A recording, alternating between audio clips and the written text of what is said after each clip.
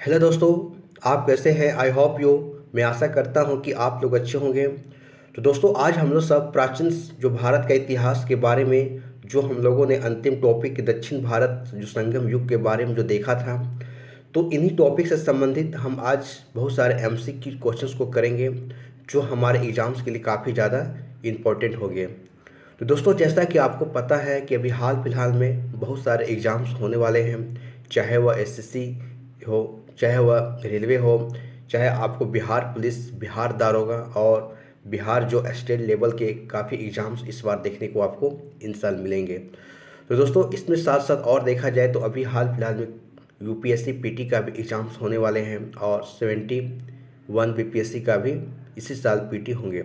तो दोस्तों, इन सारे एग्ज़ाम्स को लेकर मैं एक बहुत अच्छे ढंग से आपको सामने में टॉपिक वाइज आपको थ्योरी प्लस एमसीक्यू क्वेश्चंस को मैं करा रहा हूँ, जो आपके एग्ज़ाम्स के लिए काफ़ी ज़्यादा महत्वपूर्ण होंगे। तो दोस्तों, इस प्रकार से हम लोग सारे सब्जेक्ट को कवर करेंगे, चाहे वह पॉलिटी हो, चाहे वह हमारा साइंस हो। तो और भी हम इसी प्रकार से आपको थ्योरी प्लस एमसीक्यू क्वेश्चंस इसी चैनल पर आपको देखने को मिलेंगे। तो दोस्तों, आप हमारे साथ बने रहें, आपको इसी प्लेटफॉर्म पर सारा चीज़ आपको देखने को मिल जाएगा। तो चलिए दोस्तों, इस टॉपिक से संबंधित हम आज एमसीक्यू क्वेश्चंस को करेंगे और इसमें हमारा 60 महत्वपूर्ण सवाल होगा और इसका आपको एक और पार्ट देखने को आपको मिलेगा, क्योंकि दोस्तों इसमें बहुत सारे क्वेश्चंस हैं। तो मैं एक वीडियो में लाना पॉसिबल नहीं हो पा रहा है, इसलिए हम इसको अगले वीडियो में भी लेकर आएंगे। तो इसका 2 पार्ट्स में आपको देखने को मिलेगा। इसमें आपको 60 महत्वपूर्ण सवाल देखने को मिलेंगे और इसके बाद अगला दूसरा पार्ट भी आपको देखने को मिलेगा। तो दोस्तों, इसमें हम लोग सब जैसा कि देखे हैं, जैसा हम पढ़े थे, आप देख सकते हैं इसमें दक्षिण भारत जो संगम युग है, इसमें चोल वंश, वाकटक वंश, चालुक्य वंश और इसके बाद हमने देखा पल्लव वंश, राष्ट्रकूट वंश, कश्मीर का इतिहास, मूर्ति कला जिसमें हमने गंधार कला शैली को बारे में पढ़ा था। उसके बाद दोस्तों यहाँ पर देखे थे मथुरा जो कि शैली की मूर्ति को देखे थे, मंदिर निर्माण शैली, चौहान वंश और स्थापत्य कला। तो दोस्तों, इन सारे टॉपिक से संबंधित हम एमसीक्यू क्वेश्चंस को करेंगे जो हमारे एग्जाम्स के लिए काफ़ी ज़्यादा महत्वपूर्ण होगा। ठीक है, तो चलिए दोस्तों, इसमें सबसे पहले क्वेश्चंस को देखते हैं और देखते हैं इसमें क्या क्वेश्चन है। तो दोस्तों, मैं आपको आपसे रिक्वेस्ट है कि यदि आपको इसका आंसर पता है तो आप अपने साथ एक नोट पैड लेकर बैठ जाएं और अपने आंसर को उसमें लिखते जाएं, ताकि आपको अंतिम में ये पता चल सके कि आपने कितने आंसर को इसमें सही जवाब दिए हैं। अन्यथा हमारे थ्योरी वाले क्लास को आप देख लें, उसके बाद आप इस वीडियो को आप देख सकते हैं, ये आपके प्लेलिस्ट में आपको देखने को मिल जाएगा।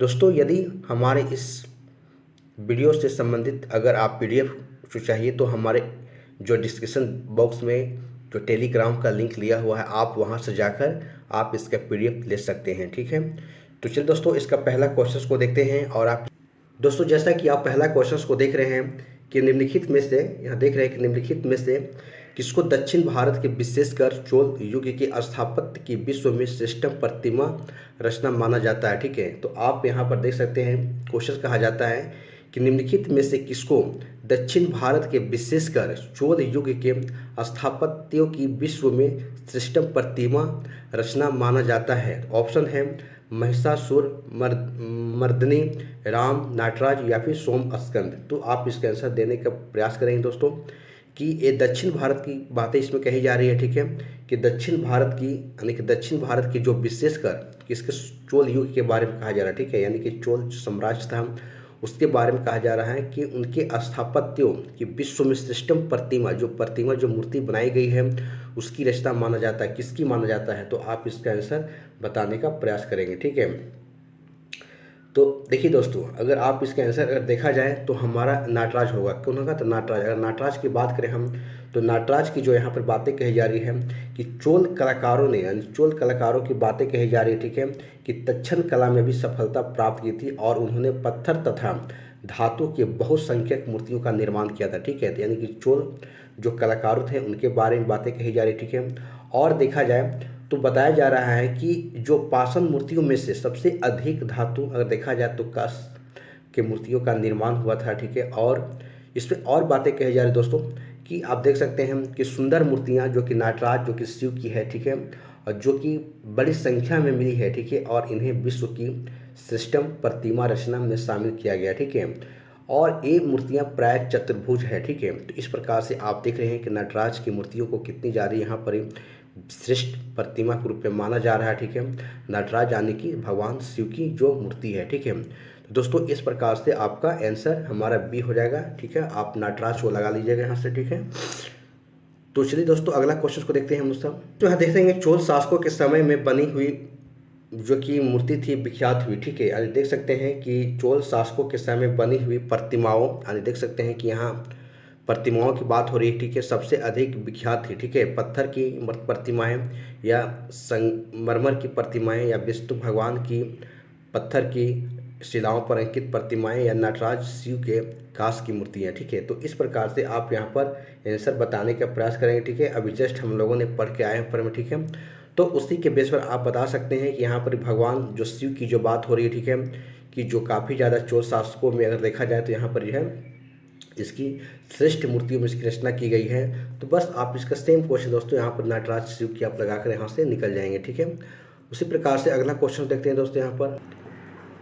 तो दोस्तों यहाँ पर तीसरा नंबर क्वेश्चन को देखेंगे, आप देख सकते हैं, ठीक है, कि यहाँ पर बातें हो रही है नटराज की प्रसिद्ध कांस्य की मूर्तियाँ किस जो कला का उदाहरण बताता है, ठीक है। दोस्तों यहाँ बताया जा रहा है कि नटराज की प्रसिद्ध कांस्य की जो मूर्ति बना हुआ है एक किस कला का उदाहरण है, ठीक है। आप देख सकते हैं कि चोल कला के हैं, गंधार कला के हैं, गुप्त कला के हैं या फिर मौर्य कला के हैं, ठीक है। तो आप यहाँ पर देख सकते हैं, आप इसके आंसर बताने का प्रयास करेंगे कि जो नटराज की प्रसिद्ध कांस्य की जो मूर्तियाँ बनी हुई है वो किस कला का उदाहरण है, ठीक है। तो आप इसके जल्दी आंसर देंगे, ठीक है, किस कला की है, चोल कला की है या गंधार कला की है या गुप्त कला की है या फिर मौर्य कला की है। तो दोस्तों यहाँ पर जो अभी देखिए जस्ट नटराज की जो मूर्तियाँ हैं अभी जस्ट हमने देखा भी वो किस कला की है, तो चोल कला का क्या है एक उदाहरण है, ठीक है। तो आप इसको चोल कला को लगाकर यहाँ से आप आगे बढ़ जाएंगे, ठीक है। चलिए तो अगला क्वेश्चन को देखते हैं दोस्तों हम लोग सब, ठीक है। देखिए दोस्तों यहाँ आप देख सकते हैं, ठीक है, कि शिव की जो कि दक्षिणा मूर्ति प्रतिमा उन्हें किस रूप में प्रदर्शित करती है, यानी कि शिव की जो दक्षिणा मूर्ति प्रतिमा उन्हें किस रूप में प्रदर्शित करती है, शिक्षक के रूप में, नृत्य करते हुए, विश्राम करते हुए या फिर ध्यान मग्न के रूप में, ठीक है। तो आप इसको बताएंगे, ठीक है, कि शिव की यानी कि शिव की जो दक्षिणा मूर्ति प्रतिमा उन्हें किस रूप में प्रदर्शित करती है। तो इसका आप आंसर बताएंगे किस रूप में है, शिक्षक के रूप में है या फिर नृत्य करते हुए है या विश्राम करते हुए या फिर ध्यान मग्न करते हुए, ठीक है। तो दोस्तों यहाँ पर आप बताने का प्रयास करेंगे, ठीक है। देखिए दोस्तों अगर बात करें हम शिव की दक्षिणा मूर्ति को, ठीक है, तो इनकी प्रतिमा उन्हें गुरु यानी कि शिक्षक के रूप में प्रदर्शित करती है, ठीक है। तो इस प्रकार से आप देख सकते हैं कि शिक्षक यहाँ पर बातें हो रही, तो आप यहाँ पर शिक्षक लगा देंगे जिन्हें उन्हें एक जो है गुरु यानी कि शिक्षक के रूप में प्रदर्शित करती है, ठीक है। आप यहाँ पर देख सकते हैं, ठीक है। उसी प्रकार से इसमें और भी कुछ बातें को आप इसके बारे में समझेंगे, ठीक है, कि शिव की जो दक्षिण दिशा में मुख किए हुए और प्रतिमा को स्थापित किया गया है, ठीक है। तो इस प्रकार से इनके बारे में इतनी बातें को बताई जा रही है, ठीक है। तो आप इसको याद रखिएगा। देखिए दोस्तों अगला क्वेश्चन है कि 72 व्यापारी जो कि चीन में किसके कार्यकाल में भेजे गए थे, ठीक है। तो आप इसका आंसर बताने का प्रयास करेंगे, ठीक है, कि 72 जो कि हमारे चीनी जो कि 72 व्यापारी चीन भेजे गए थे, ठीक है, यानी किसके काल में भेजे गए थे। ऑप्शन है कुलोतुंग के काल में, राजराज प्रथम के काल में, राजेंद्र प्रथम के काल में या राजा धीराज प्रथम के काल में। तो आप इसका आंसर बताने का प्रयास करेंगे किसके शासनकाल में जो है 72 व्यापारी चीन भेजे गए थे, ठीक है। तो जल्दी से आप इसके आंसर बताएंगे दोस्तों, ठीक है, किसके काल में भेजे गए थे, ठीक है। तो देखिए दोस्तों अगर बात हो रही है कुलोतुंग की, ठीक है, अगर कुलोतुंग की अगर बात करें हम, ठीक है, कुलोतुंग की बात करें हम, तो चोल शासक कुलोतुंग जो हमारा प्रथम था उसके शासनकाल में यानी कि 1077 ईस्वी में 72 जो कि सौदागरों का एक चोल दूत मंडल चीन भेजा गया था, ठीक है। तो आप यहाँ पर जो है एक व्यापारी आप यहाँ कुलोतुंग का आप यहाँ पर नाम रखेंगे, कुलोतुंग कौन था, तो कुलोतुंग 1 है, ठीक है। यहाँ पर 1 कर दीजिएगा दोस्तों, ठीक है। कुलोतुंग क्या है, कुलोतुंग 1 है और इन्हीं के शासनकाल में जो है 72 व्यापारियों का एक दल जो है चीन भेजा गया था, ठीक है। तो इस प्रकार से दोस्तों यहाँ पर 5 नंबर क्वेश्चन को हमने कंप्लीट किया। अगला क्वेश्चन देखते हैं दोस्तों क्या है, चलिए। देखिए दोस्तों, अगला क्वेश्चन है कि निम्न में से दक्षिण भारत का कौन सा राजवंश अपने नौसैनिक शक्ति के लिए प्रसिद्ध था। ठीक है, आप यहाँ पर देख सकते दोस्तों, दक्षिण भारत के एक जो शासक की बातें कह रही है, राजवंश की बातें कही जा रही है जो अपनी नौसैनिक शक्ति के लिए प्रसिद्ध था। ठीक है, तो आप इसके आंसर बताएंगे। जैसे चोल था, पल्लव था, यहाँ पर चेर की बातें हो रही है दोस्तों, यहाँ पर चेर कर दीजिएगा। ठीक है, यानी कि चेर था। ठीक है, यहाँ चेर है। ठीक है, आप देख सकते हैं चेर की बात कही जा रही है। ठीक है, चेर है। ठीक है, चेर है। ठीक है, उसी प्रकार से आप राष्ट्रकूट है। तो दोस्तों यहाँ पर आप आंसर बताने का प्रयास करेगा। ठीक है, कि जो अपने नौसैनिकों के लिए शक्ति के लिए प्रसिद्ध था। ठीक है, तो इसका जल्दी आप आंसर बताएंगे दोस्तों। ठीक है, तो देखिए दोस्तों, यहाँ पर बातें हो रही है। ठीक है, दक्षिण भारत के, ठीक है, दक्षिण भारत के राजवंश की बातें हो रही है कि जो अपने नौसैनिक शक्ति के लिए प्रसिद्ध था। ठीक है, यानी कि राजवंश की बातें नौसैनिक शक्ति के लिए प्रसिद्ध था। ठीक है, तो देखिए दोस्तों, अगर हम चोल राजाओं की बात करें, ठीक है, अगर हम चोल राजाओं की बात करें, जो हमारा आंसर है की बात करें, ठीक है, तो एक विशाल संगठित सेना का निर्माण किया था। ठीक है, चोलों के पास अगर देखा जाए तो जैसे कि अश्व हो गया, गज हो गया और पैदल हो गया, यानी कि घुड़सवार भी हैं, घोड़े पर चलने वाले सैनिक भी हैं, हाथियों पर सवार होकर चलने वाले सैनिक है और कुछ पैदल सैनिक भी है। ठीक है, तो इसके बारे में है यहाँ जानकारी मिलती है। और इसी नौसेना की सहायता से जो चोल शासक हैं, राजवंश हैं, ठीक है, और उनकी नौसेना की सहायता से उन्होंने श्री विजय, सिहल और मालदीव जैसे द्वीपों पर विजय प्राप्त किया था। ठीक है, आप देख सकते हैं कि श्रीलंका हो चाहे मालदीव हो, तमाम जो देशों पर हैं, इन्हीं सारे सैनिकों के जो कि सहायता से क्या किए थे, विजय को प्राप्ति की थे। ठीक है, तो इसी प्रकार से दोस्तों यहाँ पर आप देख सकते हैं। अगला क्वेश्चन देखते हैं दोस्तों क्या है। चलिए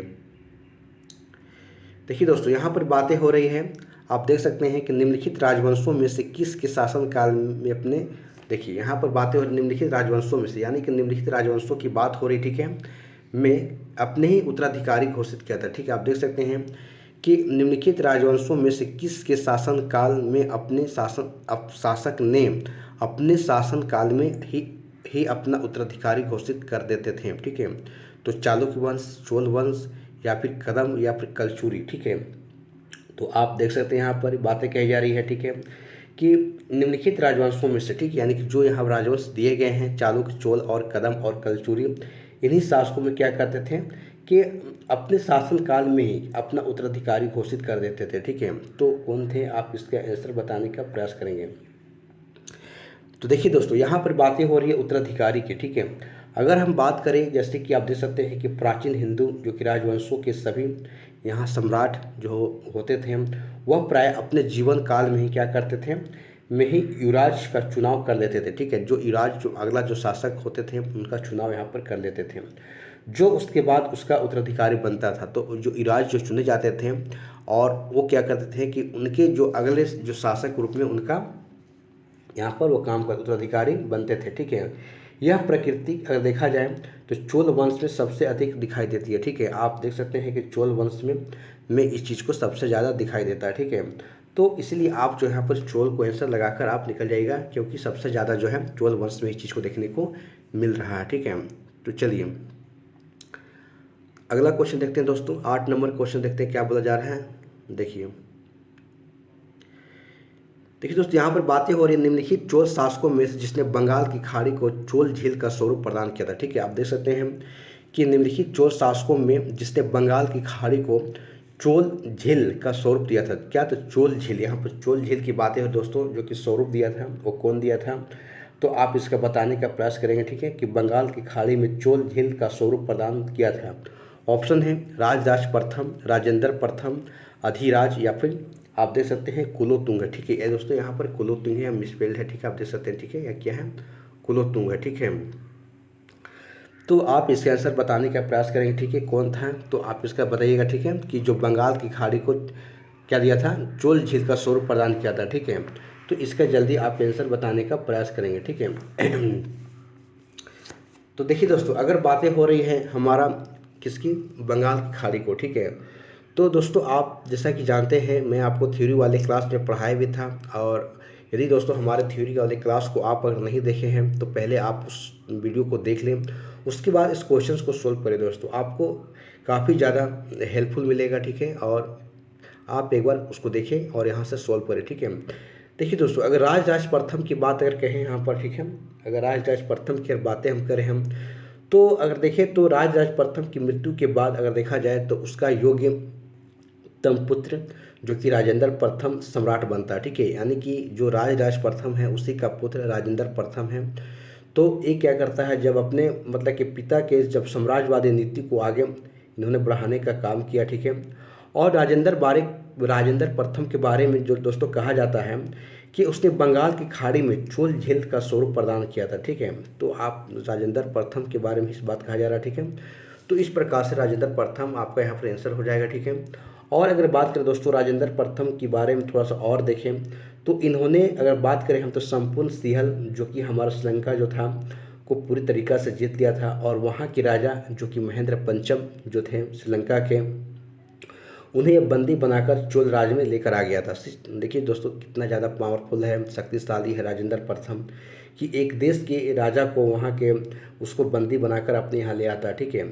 और राजेंद्र प्रथम के बारे में कहा जा रहा है दोस्तों कि उसने पवित्र गंगा जल लाने के उद्देश्य से उत्तर पूर्वी भारत जो गंगा घाटी पर आक्रमण किया, ठीक है। और पाल शासक जो वहाँ के महिपाल थे, ठीक है, उनको भी ये पराजित कर दिया था, ठीक है। तो आप समझ सकते हैं कि राजेंद्र प्रथम जो दक्षिण भारत के में किस प्रकार से चोल वंश का सबसे शक्तिशाली शासक है, उसी बात कर रहे हैं दोस्तों। और इसने अगर देखा जाए तो इसी के उपलक्ष्य में जब यह ऐसा कार्य काम करता है तो इसके लिए जो है इसको जो है गंगैकोंड की उपाधि दी गई, ठीक है। तो आप देख सकते हैं राजेंद्र प्रथम जो है गंगैकोंड की उपाधि धारण करने वाले हैं और इन्हें गंगैकोंड चोलपुरम नामक नई राजधानी की स्थापना कर दिया था। कौन? राजेंद्र प्रथम ही सारे काम को किया, ठीक है।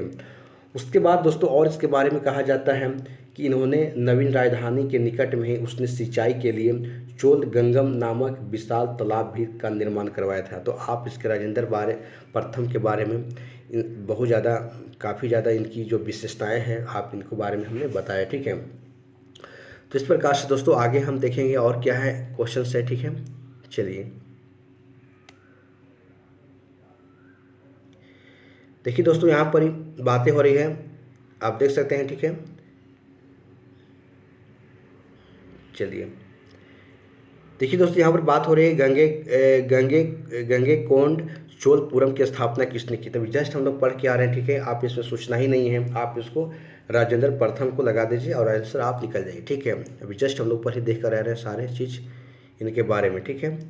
देखिए उसके बाद दोस्तों फिर अगला क्वेश्चन है कि निम्नलिखित में से जो कि चोल गंगम नामक कृत्रिम झील, बस अभी जस्ट हम लोग सारे इसके बारे में पढ़ लिए भी हैं और पढ़ते हुए आए हैं। कौन है? तो राजेंद्र प्रथम है, ठीक है। तो आप इनको बारे में आप यहाँ पर प्रथम है आप लगाकर निकल जाइए इसको और कुछ सोचना नहीं है, ठीक है। चलिए उसके बाद देखते हैं तो अगला क्वेश्चन दोस्तों देखिए, किस चोल राजा ने जल सेना प्रारंभ किया। देखिए तभी जस्ट देखते हैं कि किस चोल जो राजा हैं जो जल सेना को प्रारंभ किए हैं, ठीक है। तो आप यहाँ पर आंसर बताने का प्रयास कीजिए। ऑप्शन है राजेंद्र चोल हैं, प्रतांग चोल हैं, राजराज प्रथम हैं, या फिर इनमें से कोई नहीं है, या फिर राजराज द्वितीय हैं। तो आप इसका आंसर बताने का प्रयास करेंगे कि किस चोल राजा ने जल सेना को प्रारंभ किया था, ठीक है। दोस्तों आप जल्दी इसका आंसर बताने का प्रयास करें। तो दोस्तों देखिए अगर राजराज प्रथम की अगर बात करें हम, ठीक है, आप देख सकते हैं यहाँ पर राजराज प्रथम है, सी ऑप्शन दिया हुआ है कि राजराज प्रथम हैं जिन्होंने अगर बात करें हम तो एक अस्थायी सेना तथा विशाल नौसेना संगठित किया था, ठीक है। एक अस्थायी सेना और विशाल नौसेना को संगठित किया था, ठीक है। और उसने समस्त भूमि की माप कराई थी, ठीक है। तो आप देख सकते हैं कि एक समस्त भूमि के माप कराने का कार्य जो है हमारे राजराज प्रथम के द्वारा जो है इस काम को किया जा रहा है, ठीक है। तो इस प्रकार से राजराज प्रथम को आप यहाँ पर याद रखेंगे, ठीक है। चलिए तो अगला क्वेश्चन देखते हैं। यहाँ पर हम देखते हैं, देखिए दोस्तों नेक्स्ट क्वेश्चन है कि चोल शासक का नाम बताइए, यानी उस चोल शासक के नाम बताइए, ठीक है। बातें हो रही है, ठीक है, कि उस चोल शासक के नाम बताइए, ठीक है, जिसने श्रीलंका की उत्तरी भाग पर विजय प्राप्त किया था, ठीक है। तो ऑप्शन है राजराज प्रथम है, राजेंद्र प्रथम है, प्रतांग प्रथम है, या आदित्य प्रथम है। तो आप इसका आंसर बताएंगे दोस्तों, ठीक है, कि चोल शासक यानी उस चोल शासक के आपको नाम बताना है जिसने श्रीलंका के उत्तरी भाग पर विजय प्राप्त की है, ठीक है। तो आप इसका जल्दी से इसका आंसर आप बताइए, ठीक है। चलिए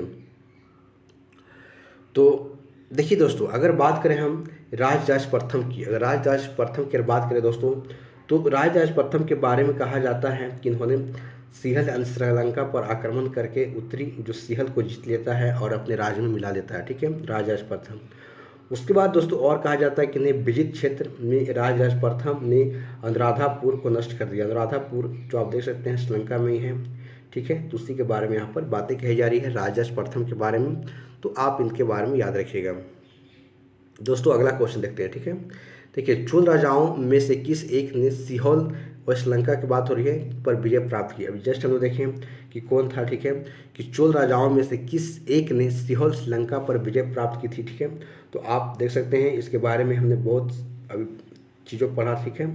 तो वो कौन है, आदित्य प्रथम है, राजराज प्रथम है, राजेंद्र प्रथम है या फिर विजयालय है, ठीक है। तो आप देख सकते हैं कि इसका जल्दी आप आंसर बताने का प्रयास करेंगे, ठीक है।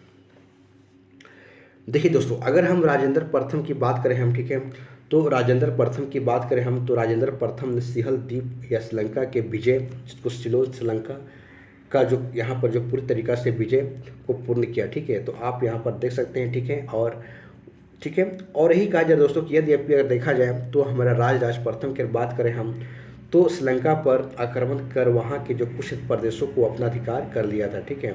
लेकिन अगर बात करें किंतु संपूर्ण श्रीलंका पर उसका अधिकार नहीं हुआ, यानी राजराज प्रथम जो है पूरी तरीक़ा से संपूर्ण रूप से उन्होंने नहीं किया, लेकिन संपूर्ण रूप से कार्य करने का काम किसने किया, तो राजेंद्र प्रथम ने कार्य को किया था, ठीक है। ठीक है, तो इस प्रकार से आप देख सकते हैं, ठीक है। तो चलिए अगला क्वेश्चन बताइएगा।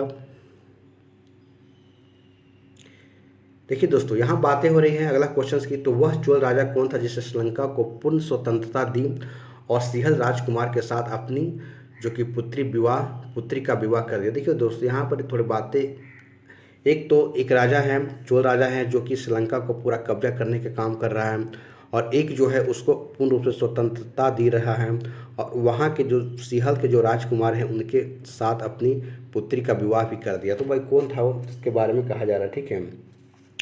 तो ऑप्शन दोस्तों राजेंद्र प्रथम है, कुलोत्तुंग प्रथम है, अधिराजेंद्र हैं या राजा धीराज प्रथम है, ठीक है। तो आप यहाँ पर बताने का प्रयास करेंगे कि वह चोल राजा कौन था जिसने श्रीलंका को पूरी तरीक़ा से स्वतंत्रता दे दी और वहाँ के जो राजकुमार के साथ अपनी पुत्री का जो है विवाह कर देता है।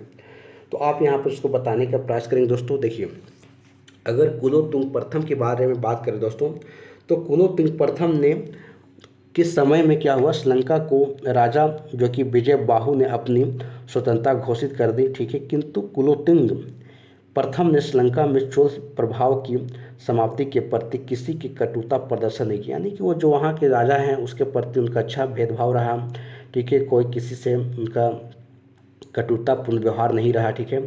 तथा उसने अपनी पुत्री के जो विवाह जो है श्रीलंका के राजकुमार जो कि वहाँ के जो हैं बीरपा जो कि पेरुमल जो हैं उनके साथ जो है अपनी पुत्री का जो है विवाह कर देते हैं, ठीक है। तो इस प्रकार से आप जो हैं कुलोत्तुंग प्रथम के बारे में आप इतना याद रखिएगा, ठीक है। चलिए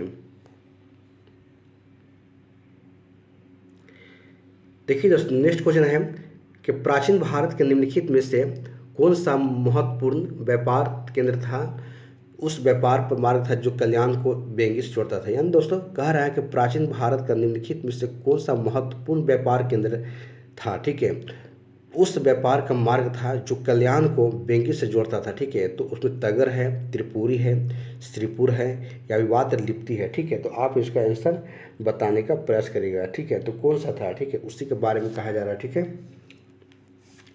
तो दोस्तों आप इसका आंसर बताने का प्रयास कीजिएगा। पहले आप बताइए, ठीक है, कि वह व्यापार केंद्र कौन सा था, तगर था, त्रिपुरी था या फिर तगर है, त्रिपुरी है या फिर श्रीपुर है या फिर वाद लिप्ति है, ठीक है।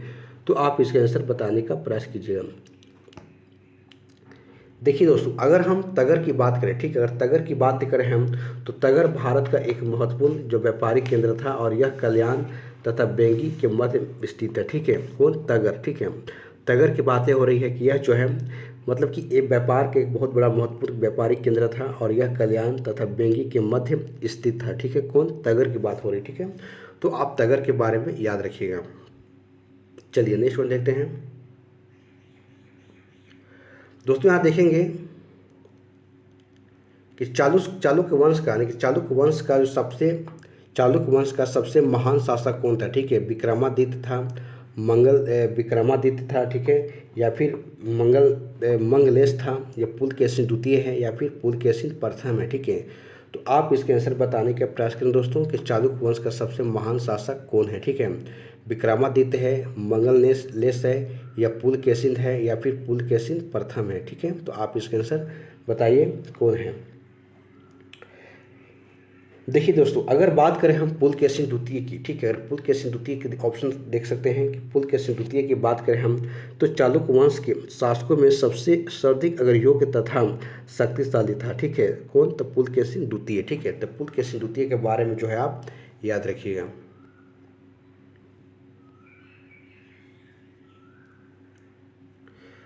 दोस्तों यहाँ पर बात हो रही है कि निम्नलिखित में से किस जो कि वंश द्वारा प्राय महिलाओं को प्रशासन, दोस्तों यहाँ प्रशासन लिखा हुआ, ठीक है, प्रशासन में उच्च पद प्रदान किए जाते थे। ठीक है, आप देख सकते हैं, ठीक है, कि निम्नलिखित में से किस वंश के द्वारा प्राय महिलाओं को प्रशासन में उच्च पद प्रदान किए जाते थे? ऑप्शन है चोल वंश, पाल वंश, चालुक्य वंश, या फिर सेन वंश। ठीक है, तो किस वंश में, यानी किस वंश में बातें हो रही है कि महिलाओं को प्रशासन में जो है एक अच्छा स्थान, उच्च पद दिया जाता था? ठीक है, तो आप इसका आंसर बताएंगे। ठीक है, चलिए, तो दोस्तों आप बस देखिए, अगर आप दोस्तों चालुक्य वंश की बातें करें हम, तो चालुक्य वंश में जो क्या होता था कि यहाँ जो है यह वंश महिलाओं को प्राय जो है प्रशासन में उच्च पद प्रदान करने का काम करते थे। ठीक है, इस प्रकार से आप यहाँ पर देख सकते हैं। ठीक है, चलिए, तो अगला आप बताने का प्रयास कीजिएगा।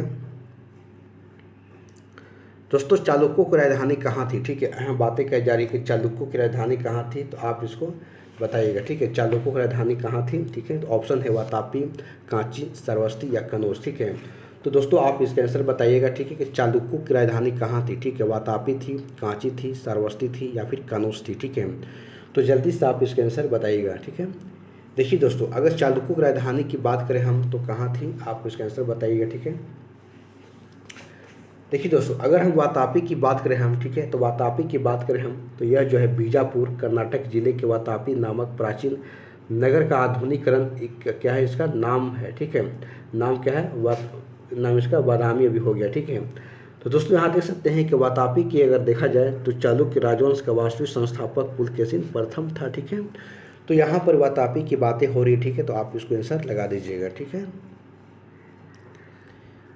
चलिए दोस्तों अगला क्वेश्चन देखते हैं। ठीक है, देखिए, कवि कालिदास के नाम का उल्लेख हुआ, ठीक है, इलाहाबाद स्तंभ लेख से, ऐहोल के उत्कीर्ण लेख में, या अल्पा दुदान लेख में, या कि हनुमान कोंडा उत्कीर्ण लेख में। ठीक है, तो आप इसके आंसर बताने का प्रयास करेंगे कि कालिदास का जो उल्लेख है कहाँ पर हुआ है। ठीक है, तो देखिए दोस्तों, अगर कालिदास का उल्लेख की बात करें हम, ठीक है, तो आप इसका आंसर बताने का प्रयास करेंगे। ठीक है, पहले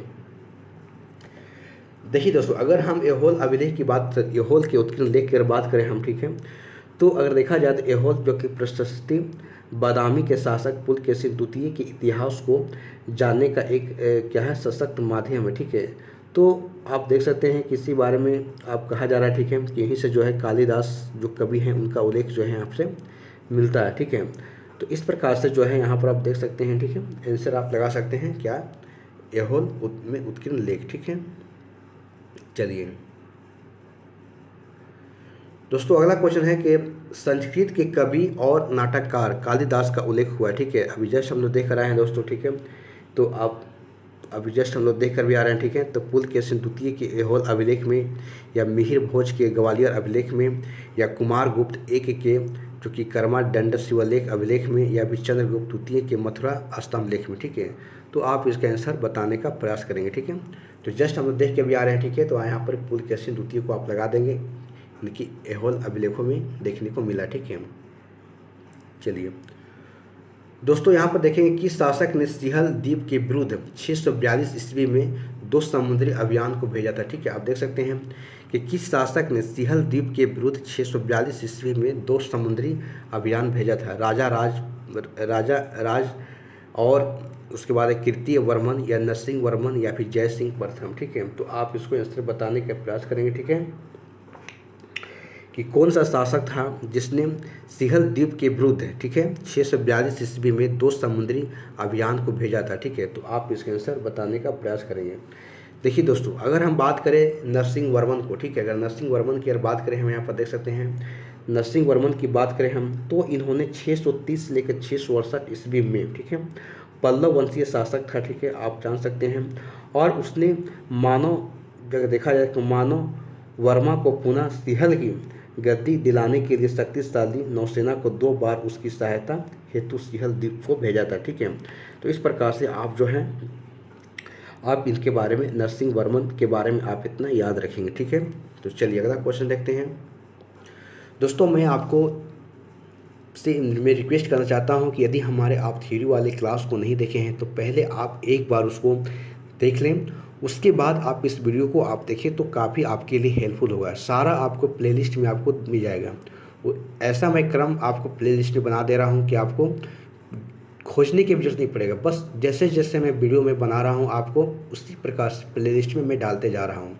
उसी क्रम में आपको प्लेलिस्ट में आपको वीडियो देखने को मिलेंगे। जैसा मैं वीडियो, जैसे आज क्लास हो रहा है तो आज का वीडियो इसके पिछले वीडियो के बाद आपको दिखेंगे, ठीक है। तो आपको कहीं इधर उधर खोजने की ज़रूरत ही नहीं है, पूरी तरीक़ा से प्लेलिस्ट में बना हुआ है, ठीक है। तो पहले आप जो है थ्योरी वाले क्लास को जाकर देख लें। उसके बाद दोस्तों यहाँ पर आप क्वेश्चंस को सोल्व करें तो आपके लिए काफ़ी ज़्यादा जो है हेल्पफुल होगा, ठीक है। और जैसा कि आपको पता है कि अभी बहुत सारे एग्ज़ाम्स होने वाले हैं, ठीक है। और यदि आप किसी भी एग्ज़ाम्स की तैयारी कर रहे हैं प्रॉपर, तो दोस्तों आप देखिए किसी भी एग्ज़ाम्स की तैयारी कर रहे हैं, ठीक है, तो आप ये सोच कर तैयारी मत कीजिएगा कि एग्ज़ाम्स छोटा है और इसमें कम मेहनत करेंगे तो हो जाएगा। नहीं दोस्तों, जितना ज़्यादा छोटा एग्ज़ाम होगा उतना ज़्यादा उसमें कंपटीशन बहुत टफ होगा, ठीक है। बस आप इतना ध्यान रखिए दोस्तों। यहाँ तो मैं अभी एक चीज़ मैं देख रहा हूँ कि अच्छे अच्छे बच्चे लोग जो मेहनती करने वाले 4 साल 5 साल के, जो उनका तैयारी बहुत अच्छा हो चुका है, और वो बच्चे क्या कर रहे हैं कि बिहार में भी देख रहे हैं कि होम गार्ड के लिए मेहनत कर रहे हैं। बताइए दोस्तों, क्या है होम गार्ड के मेहनत कर रहे हैं? ना तो उसमें एग्ज़ाम है नहीं तो कुछ है। तो आप क्यों, आप 6 साल नौकरी कर 6 साल आप मेहनत करके, इतना आप हार्ड जो कि आप मेहनत कर रहे हैं, और आप होम गार्ड में जाने के लिए सोच रहे हैं। क्या इसी दिन के लिए आप तैयारी कर रहे थे क्या? उसको तैयारी करने के तो घर में बैठा हुआ बच्चा उसको अगर जाएगा तो उसके लिए कर सकते हैं। तो मैं इस चीज़ को देख रहा हूँ, लोग उसके लिए भी मतलब जाने के लिए बेचैन हैं। नहीं दोस्तों, आप जिस लेवल से तैयारी कर रहे हैं आपकी बहुत अच्छी तैयारी हो गई होगी। अगर आप 2 साल 3 साल से अगर आप मेहनत अगर अच्छे ढंग से कर रहे हैं दोस्तों, तो आपकी जो है तैयारी अच्छी खासी हो गई होगी, ठीक है। तो इसलिए आप थोड़ा और मेहनत करें और अपनी जो कमी आपके अंदर में है, आखिर देखिए दोस्तों, सबसे पहले आपको कमी ढूंढना ना कि आपके अंदर कमी क्या हो रहा है, अगर कहाँ जिस चीज़ को आप गलती कर रहे हैं तो कमी यही हो रहा है दोस्तों। आगे अभी आप अच्छे ढंग से तैयारी कर रहे हैं, प्रिपेयर कर रहे हैं, पता चल रहा है कि आप जो है एक छोटा सा आप जो कि ग्रेड 4 के लिए आप जो एग्ज़ाम्स देने के लिए जाके आप बैठ जा रहे हैं, तो आपकी ठीक है। तो वहाँ मैं क्या बोला कि जितना छोटा एग्ज़ाम समझिएगा उतना ही ज़्यादा उसमें टफ कंपटीशन होगा। तो आपको वैसा नहीं करना है, आपको अच्छी ढंग से तैयारी करना है, बेहतरीन करना है। हर एक पेपर को पहले आप रेडी कर दीजिए, उसके बाद उसको बार बार रिवीजन कीजिए, ठीक है। तब देखिए आपको कैसे रिजल्ट आपका होगा, ठीक है। तो चलो दोस्तों, बातें होते रहेगी, आगे क्वेश्चंस को अगला बताते हैं, बताइएगा, ठीक है। चलिए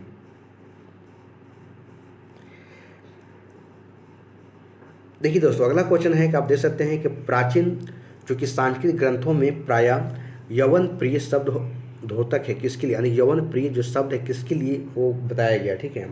तो आप इसके आंसर बताएंगे, ठीक है। ऑप्शन है, एक प्रकार के उत्कृष्ट भारतीय मलमल का, या फिर हाथी दांत का, या नृत्य के लिए यवन राज्यसभा में भेजी जाने वाली नर्तकियों का, या फिर काली मिर्च का, ठीक है।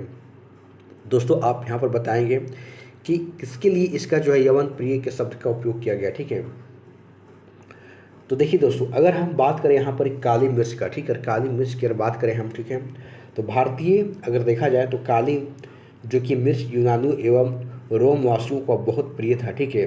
तो इसके लिए देखा जाए तो इसलिए प्राचीन सांस्कृतिक ग्रंथों में इसे यवन प्रिय कहा गया है, ठीक है। और इसकी यूनान एवं रोम में बहुत अधिक जो है इसकी मांग थी, ठीक है। तो आप देख सकते हैं काली मिर्च के बारे में ही कहा जा रहा है, ठीक है।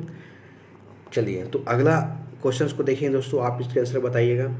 देखिए दोस्तों, अगला है कि तोल्काप्पियम ग्रंथ जो संबंधित है किससे, प्रशासन से, विधि से, व्याकरण और काव्य से, या फिर उपयुक्त में से सभी से, ठीक है। तो आप इसके आंसर बताएंगे दोस्तों कि तोल्काप्पियम की बात हो रही है, ठीक है, ग्रंथ संबंधित है किससे, ठीक है। तो चलिए दोस्तों, आप मेरे साथ आंसर देते चले, और अन्यथा आप देखिए दोस्तों, एक पूरी तरीक़े से आपकी प्रैक्टिस हो रहा है, ठीक है, क्योंकि मैं सारी चीज़ों को मैं आपको बताया हूँ।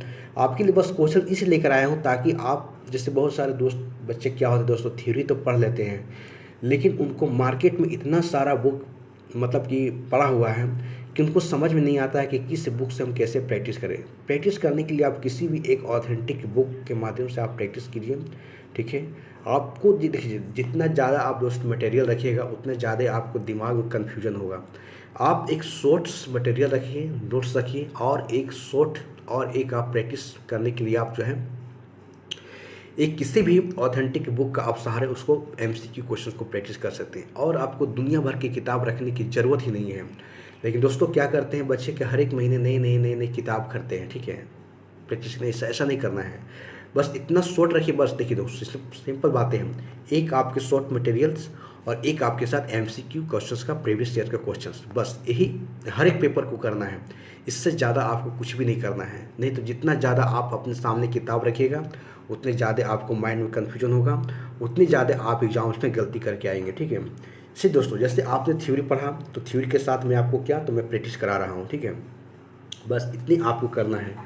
देखिए रिजल्ट कैसे नहीं होगा, रिजल्ट तो आपको हम दिलाएंगे, हम, ठीक है। रिजल्ट दिलाने का काम हम करेंगे, बस आप मेरे साथ आप लगे रहेंगे।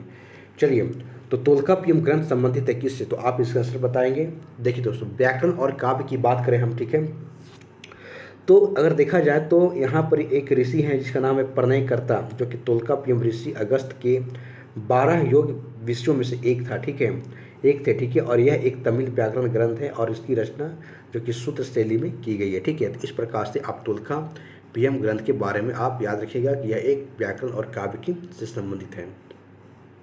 दोस्तों तीन बातें कर रही है कि संगम साहित्य में अगर बातें हो तो तोल्काप्पियम एक ग्रंथ है। जस्ट हम लोग देखें एक कैसा है, तो अभी जस्ट देख कर रहा है कि कैसा है, तो तमिल जो कि व्याकरण है, ठीक है। बस इसको आप लगाकर निकल जाइए। चल दोस्तों नेक्स्ट क्वेश्चन देखते हैं। देखिए फिर वही बातें करें दोस्तों कि देखिए यहाँ शिल्पा जो कि दिक्राम का लेखक कौन था, ठीक है, ये भी पुस्तक ही है, तो इसका लेखक कौन है, तो आप इसको बताने का प्रयास करेंगे। देखिए, ठीक है, आप आंसर बताइएगा। ऑप्शन एक है इलिंगो है, सी है करिकाल है, बी है जो कि हमारा परनर है, और डी जो है विष्णु स्वामिन है, ठीक है। तो आप इसका आंसर बताइए कौन है। देखिए दोस्तों, अगर इलिंगो की बात करें हम, ठीक है, इलिंगो की बात करें हम, तो इलिंगो जो है हमारा, अगर देखा जाए तो शिल्पा दिक्राम का जो लेखक इलिंगो जो कि अडियाल था, ठीक है। और दोस्तों अगर इसकी बात करें हम शिल्पा दिक्रम के, दिया संगम साहित्य का जो कि महत्वपूर्ण एक महाकाव्य है, ठीक है। तो इसके बारे में आप इतना याद रखिएगा। चलिए तो अगला क्वेश्चन बताइए।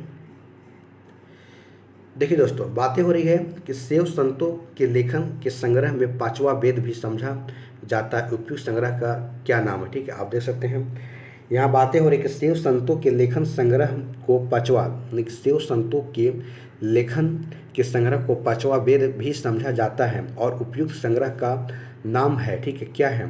पहला ऑप्शन है तोल्काप्पियम, सी ऑप्शन मणि मेखलम, बी ऑप्शन है जो कि हमारा देख सकते हैं कि शिल्पी दिक्रम, और डी ऑप्शन है कि तिरुमुराय, ठीक है। तो आप इसका आंसर बताने का प्रयास करेंगे।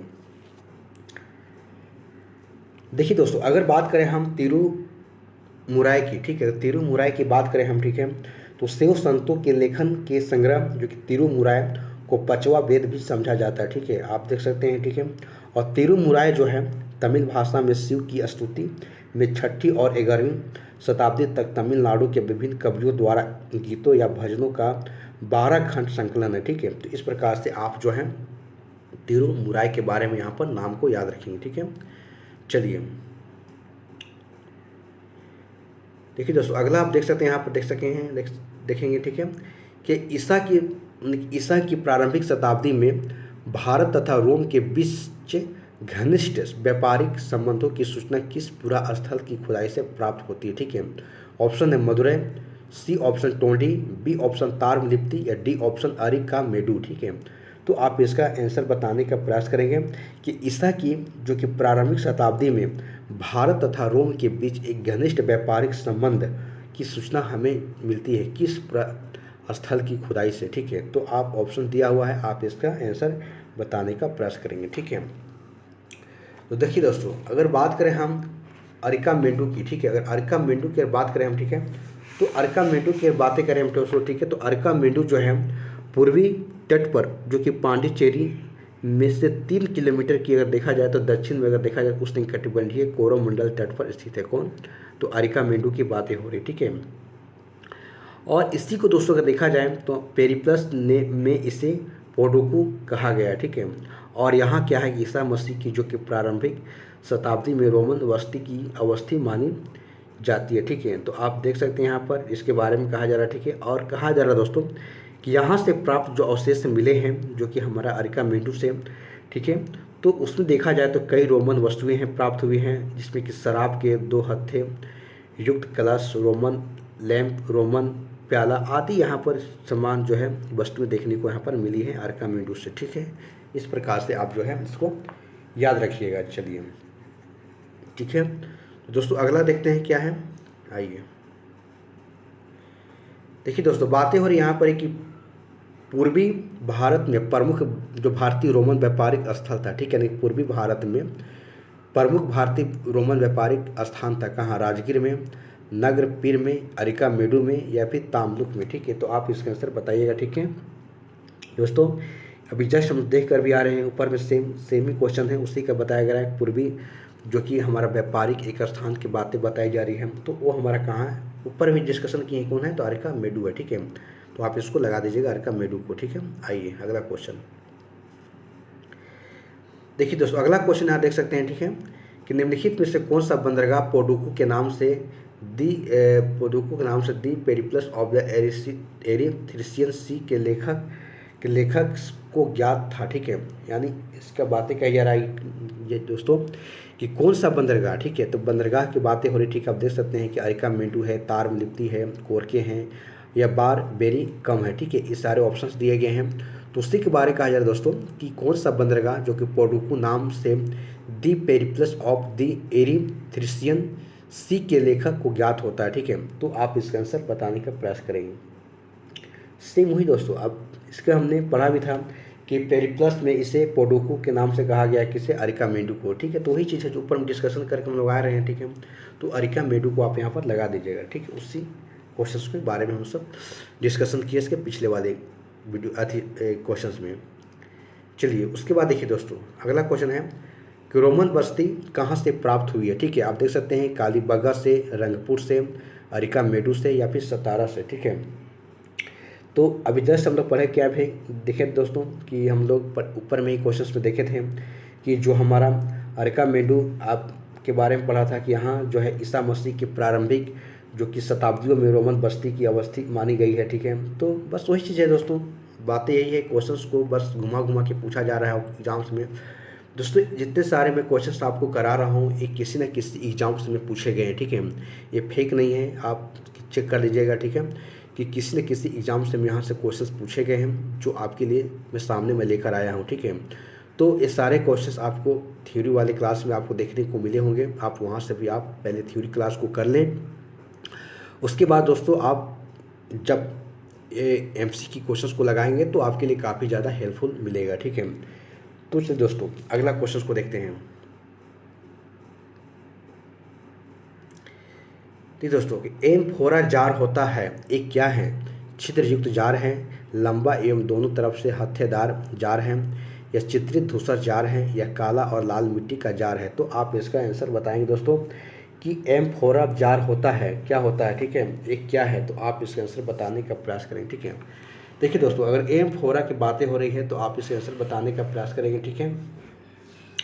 देखिए अगर एम्फोरा की बात करें दोस्तों हम, तो एक प्रकार का देख सकते हैं कि एक लंबा एवं दोनों तरफ से हत्थेदार एक जार है, आप देख सकते हैं। और इसमें क्या है कि एक संकीर्ण गर्दन वाला और दोनों तरफ से क्या होता है, इसको हत्थेदार आप देख सकते हैं पकड़ने के लिए बना हुआ होता है, ठीक है। तो इसी प्रकार कहा जाए दोस्तों कि जो प्राचीन काल में अगर देखें हम तो इसका उपयोग जो है लोग यहाँ पर जैसे कि तेल है या शराब आदि को रखने के लिए यहाँ पर जार का प्रयोग करते थे, ठीक है। और इस सारे जो अगर जो भी देख रहे हैं दोस्तों, एक क्या है कि अरिका मेंडू को जब खुदाई हुआ था तो वहाँ पर ही सारे चीज़ हमको देखने को मिला था, ठीक है। तो इस प्रकार से आप इसको याद रखिएगा।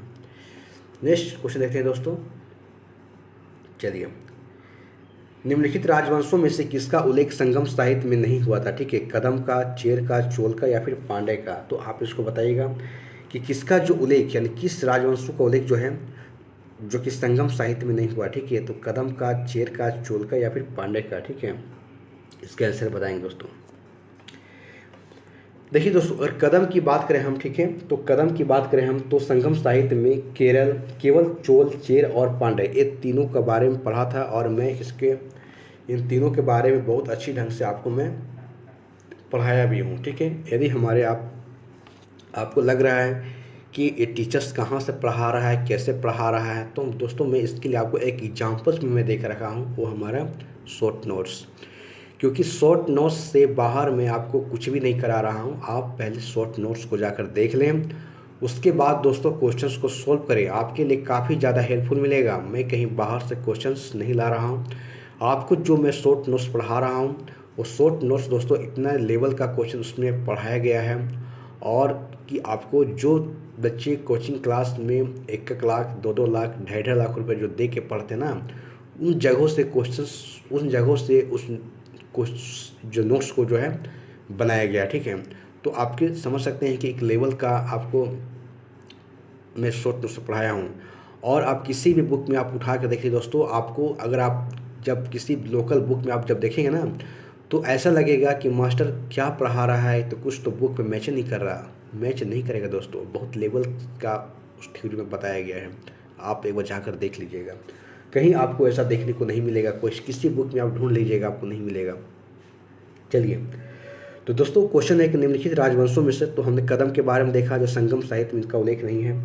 तो चलिए ठीक है, उसके बाद देखते हैं दोस्तों अगला क्वेश्चन। दोस्तों देखते हैं अगला क्वेश्चन है कि निम्नलिखित में से कौन एक तमिल देश के संगम युग का राजवंश नहीं था? तीन अभी जस्ट पढ़ के रहे हैं, चेर, चोल हमारा पांड्य है, जबकि हमारा कौन यहाँ पर नहीं है, तो पल्लव नहीं है, बस पल्लव का आप लगा के यहाँ से निकल जाइए। ठीक है, चलिए उसके बाद दोस्तों अगला क्वेश्चन को देखते हैं।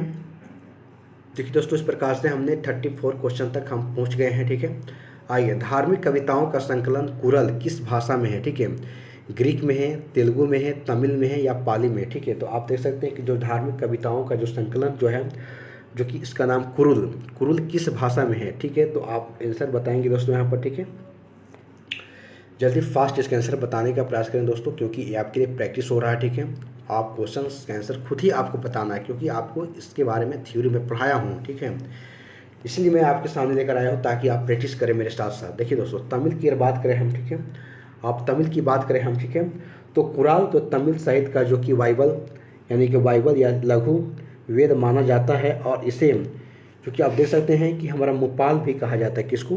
तो हमारा कुराल को। ठीक है, इसकी रचना सुप्रसिद्ध कवि जो कि तिरुवल्लुवर ने की थी। ठीक है, तो आप इसके बारे में देख सकते हैं। ठीक है, और तिरुवल्लुवर जो है ब्रह्मा के अवतार थे। ठीक है, तो तिरुवल्लुवर के बारे में आप उसको याद रखिएगा। ठीक है, जो ठीक है, चलिए तो अगला क्वेश्चन को देखते हैं यहाँ से।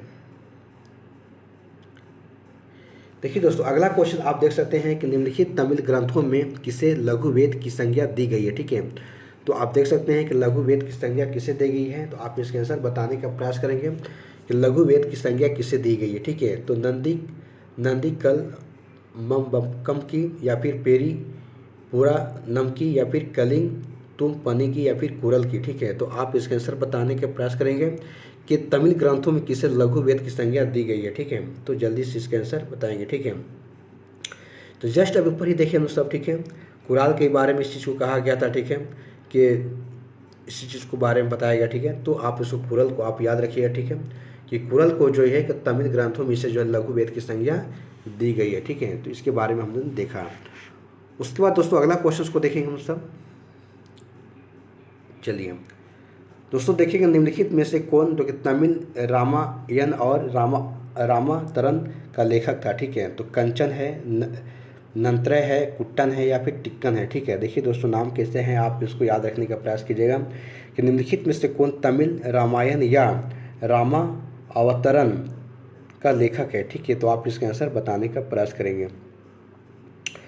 देखिए दोस्तों, अगर हम देखिए तो कंबन है दोस्तों, ये कंचन नहीं है, कंबन है। ठीक है, आप इसको कंबन ही समझिएगा, एक कंबन लिखा हुआ गया है। ठीक है, कंबन लिखा गया। ठीक है, तो कंबन है, आप इसको कंबन याद रखिएगा। चलिए ठीक है। तो जैसे कंबन की बात करें दोस्तों, तो कंबन जो कि 12वीं सदी ईस्वी में तमिल रामायण और रामावतरण की रचना तमिल भाषा में की थी। ठीक है, तो आप इसको कंबन को आप यहाँ पर याद रखिएगा नाम को। चलिए दोस्तों अगला देखते हैं। देखिए दोस्तों नेक्स्ट क्वेश्चन है, यहाँ पर बताया जा रहा है कि मध्यकालीन भारत के सांस्कृतिक इतिहास के संदर्भ में यहाँ बातें कही जा रही है कि ऑप्शन एक है कि तमिल क्षेत्र के सिद्ध यानी कि सिद्धर एक ईश्वरवादी थे तथा मूर्तियाँ पूजा की निंदा करते थे। ठीक है।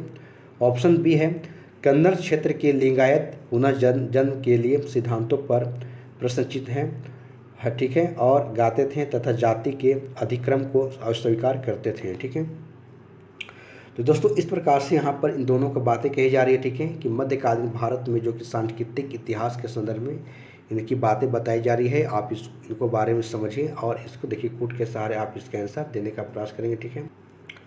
तो देखिए दोस्तों इस बातें कही जा रही हैं, तो आप देख सकते हैं कि भारत के सांस्कृतिक इतिहास के संदर्भ में इन बातें कही जा रही है। ठीक है, कि आप देख सकते हैं ठीक है कि किस प्रकार से यहाँ पर बातें कही जा रही है। ठीक है। तो देखिए दोस्तों पहले ऑप्शन है कि तमिल क्षेत्र के सिद्ध एक ईश्वरवादी तथा मूर्ति पूजा की निंदा करते हैं, बात सही है। उसके बाद दोस्तों कन्नड़ क्षेत्र के लिंगायत पुनर्जन्म के सिद्धांतों पर प्रश्न चिन्ह गाते थे तथा जाति अधिक्रम को अस्वीकार यहाँ पर करते थे। ठीक है। तो इस प्रकार से ऑप्शन जो है हमारा 1 और 2 दोनों हमारा सही है। आप इसको आप देख सकते हैं 1 और 2 दोनों यहाँ पर लगा दीजिएगा। ठीक है। चलिए नेक्स्ट देखते हैं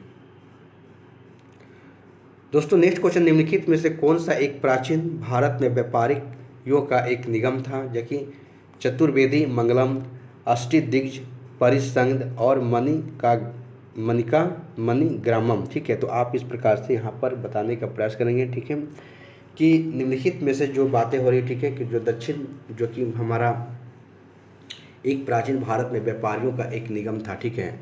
तो इसका आप आंसर बताने का प्रयास करेंगे। ठीक है। देखिए दोस्तों अगर मणिग्रामम की बात करें हम, ठीक है, जो ग्रामम की बात करें हम, तो दक्षिण भारत में नगरों में व्यापारियों के विभिन्न संगठन थे। ठीक है। जैसे आप जानते हैं कि मणिग्रामम हो गया, बल्जीयर हो गया, ठीक है, यानी कि ये आदि को आप देख सकते हैं। ठीक है। तो दोस्तों यहाँ पर चोल काल में ब्राह्मणों को दान में दिए गए ग्राम को चतुर्वेदी यानी कि मंगलम कहा जाता था। ठीक है। तो आप इस प्रकार से देख सकते हैं। ठीक है। तो मणिग्रामम आपका क्या है, आंसर है। ठीक है। चलिए दोस्तों देख सकते हैं यहाँ पर अगला क्वेश्चन है कि दक्षिण भारत का प्रसिद्ध तकोलम का युद्ध हुआ था। ठीक है, किसके बीच में, चोल एवं उत्तर चालुक्यों के मध्य में, चोल एवं राष्ट्रकूटों के मध्य में, या चोल एवं होयसल के मध्य में, या चोल एवं पांड्य के बीच में। ठीक है। तो आप इसके आंसर बताइएगा कि तकोलम का जो युद्ध था किसके बीच में हुआ था। ठीक है दोस्तों, आप इसका जल्दी आंसर बताइए। देखिए दोस्तों अगर बात करें हम राष्ट्रकूटों और चोलों के बारे में, ठीक है, आप भी ऑप्शन दे सकते हैं जो राष्ट्रकूट है और चोल हैं। ठीक है। तो चोल शासक जो कि हमारा प्रातंक जो कि प्रथम जो था, अपने अंतिम दिनों में राष्ट्रकूट शासक जो कि कृष्ण तृतीय के पश्चिमी गंगे की सहायता से क्या किया, तकोलम के युद्ध में चोलों को परास्त कर दिया था। ठीक है। और तंजौर पर क्या कर दिया था, अधिकार कर दिया था। ठीक है। और कृष्ण तृतीय ने इसे उपलक्ष्य में कि तंजे कोंड की उपाधि को धारण किया था। ठीक है। तो इस प्रकार से आप जो है आप याद रखिएगा जो कि चोल एवं राष्ट्रकूटों के मध्य में जो है तकोलम का युद्ध हुआ था। ठीक है। चलिए अगला क्वेश्चन देखते हैं दोस्तों। यहाँ देखेंगे चोल साम्राज्य को अंततः किसने समाप्त किया था। ठीक है। तो महमूद गैदी ने, महमूद गौरी ने, या फिर बख्तियार अगर खिलजी की बात करें हम, या फिर मलिक कफूर की बात करें हम, तो वही कह रहा है कि चोल साम्राज्य को अंततः किसने क्या किया था, पराजित किया था। ठीक है। तो आप इसके आंसर बताने का प्रयास करेंगे। ठीक है, किसने इसको पराजित किया था, ठीक है, समाप्त किया था, तो आप इसके आंसर को बताएंगे। ठीक है, जल्दी देखिए दोस्तों अगर बात करें हम, अगर 1250 ईस्वी का देखें हम, तो उसके आसपास में क्या हुआ था कि यहाँ पर होयसल और पांडे यानी कि होयसल और पांडे जो राज के चोल राजा प्रथम जो तृतीय क्या किया, परास्त कर दिया था। ठीक है। तो आप देख सकते हैं यहाँ पर, ठीक है, कि किसके बारे में कहा जा रहा है। ठीक है, होयसल और पांडे राज के चोल राजा राजेंद्र ने तृतीय को परास्त कर दिया था। ठीक है। तो आप यहाँ पर ऑप्शंस में तो ऐसी बातें कही जा रही। ठीक है। तो आप यहाँ पर देख सकते हैं। ठीक है। तो अगर देखा जाए तो प्रश्न अनुसार अगर निकटतम अगर देखा जाए हमारा, तो यहाँ पर देख सकते हैं, ठीक है, जिसने कि यादव हो, काकतीय हो, होयसल हो, पांडे आदि राजाओं को इन्होंने जीतने का काम किया था, ठीक है, मलिक काफूर ने, ठीक है। ठीक है, तो अगर मलिक काफूर की बात करें दोस्तों, तो हमारा अंतिम रूप से इसी के आसपास यही है, आप देख सकते हैं, ठीक है, जो कि राजेंद्र, ठीक है। तो आप यहाँ पर इनको याद रखिएगा, ठीक है, कि उनके होयसल, पांडे और इनके जो आसपास के जो है आप देख सकते हैं कि मलिक काफूर ही हैं। तो आप मलिक काफूर को यहाँ पर याद रखिएगा, ठीक है। ऐसा देखा जाए दोस्तों, यादव हो जैसे काकतीय, होयसल, पांडे आदि राजाओं को जीता था, लेकिन यहाँ पर जो है आप इस नई ऑप्शन में है, तो आप इसको मलिक काफूर को यहाँ पर याद रखिएगा। चलिए दोस्तों, संगम युग, देखिए संगम युग में अगर देखा जाए तो उरेयूर किसके लिए विख्यात है, ठीक है। तो उरेयूर की बात हो रही किसके लिए विख्यात था, तो आप इसका आंसर बताइएगा। मसालों के व्यापार का महत्वपूर्ण केंद्र था, या फिर कपास के व्यापार का महत्वपूर्ण केंद्र था, या विदेशी व्यापार का महत्वपूर्ण व्यापारिक केंद्र था, या फिर आंतरिक व्यापार का महत्वपूर्ण केंद्र था, किसके लिए था। तो आप इसका आंसर बताइएगा कि उरेमेर किसके लिए था संगम युग में, ठीक है। तो दोस्तों आप इसका आंसर बताने का प्रयास करिएगा कि जो किसके लिए था, ठीक है। चलिए देखिए दोस्तों, अगर हम व्यापार और की बात करें हम, तो कपास के व्यापार के लिए यहाँ पर महत्वपूर्ण केंद्र था, ठीक है। आपको पता है कि तमिलनाडु के चिरू, जो कि पली में कावेरी नदी के तट पर अवस्थित हमारा उरेयूर है, ठीक है, जो कि आप देख सकते हैं कि संगम काल एक महत्वपूर्ण नगर था, ठीक है। यहीं पर दोस्तों संगम युग में उरेमेर जो सूती वस्त्रों की बहुत बड़ा यहाँ पर केंद्र बना हुआ है, ठीक है। और इसका विवरण देखें हम, तो पेरिप्लस ऑफ द एरिथियन जो पुस्तक है उसमें हमको देखने को मिलता है, ठीक है। तो दोस्तों इस प्रकार से जो है आप इसको उरेमेर के बारे में जो है आप इसको एक केंद्र रखिएगा याद, कि ये जो कपास के व्यापार के लिए प्रसिद्ध हैं। दोस्तों नेक्स्ट क्वेश्चन है कि पांडे राज की जीवन रेखा कौन सी नदी थी, ठीक है। तो आप देख सकते हैं ऑप्शन है गोदावरी है, तुंगभद्रा है, कृष्णा है और बेगी है, ठीक है। आप बताएंगे दोस्तों, ठीक है, कि पांडे जो राज था, ठीक है, चोर जो पांडे के बारे में जो पढ़ा था संगम युग में, ठीक है, उसी के बारे में कहा जा रहा है दोस्तों कि इनकी जो जीवन रेखा किस नदी को कहा जाता था, ठीक है। तो गोदावरी को, तुंगभद्रा को, कृष्णा को या फिर बेगी को, ठीक है। तो दोस्तों यहाँ से आप इसके आंसर बताने का प्रयास करेंगे, ठीक है। तो जैसे देख सकते हैं दोस्तों अगर बेगी की बात करें, ठीक है, अगर बेगी की बात करें हम, तो पांडे राज की जीवन रेखा बेगी नदी थी। और पांडे राज की बात करें दोस्तों हम, तो कावेरी नदी के दक्षिण में स्थित था, ठीक है। तो देख सकते हैं कि इससे आधुनिक मदुरा तथा तिरुनेलवेली जिले के आसपास इसको दिखाई देता है, ठीक है। तो आप इसके बारे में यहाँ पर याद रखिएगा, ठीक है।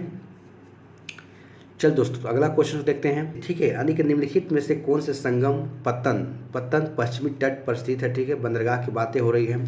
तो ऑप्शन है कोरकू है, पुहार है, तोड़ी है या फिर मुसरी है, ठीक है। तो इस प्रकार से यहाँ पर बातें हो रही दोस्तों कि कहाँ पर स्थित है, कि पश्चिमी, यानी कि पश्चिमी जो कि तट पर स्थित है, ठीक है। तो आप इसके आंसर बताने का प्रयास करेंगे, ठीक है।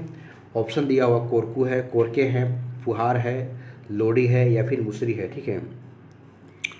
तो देखिए दोस्तों अगर बात करें हम तोड़ी और मुसरी की, अगर ये दो की बात करें हम, तो तोड़ी और मुसरी की बात करें हम, ठीक है, तो इसमें यही है दोस्तों कि अगर पेरिप्लस ऑफ द एरिस जो थ्रिस्टियन जो पुस्तक है, इसमें अगर देखा जाए दोस्तों तो प्राचीन काल के विभिन्न बंदरगाहों की सूची यहाँ पर मिलती है, ठीक है। तो उसी में देखा जाए तो जैसे कि तोड़ी हो गया, मुसरी और लेली संडा जो कि पश्चिमी तट के प्रमुख बंदरगाह थे, ठीक है।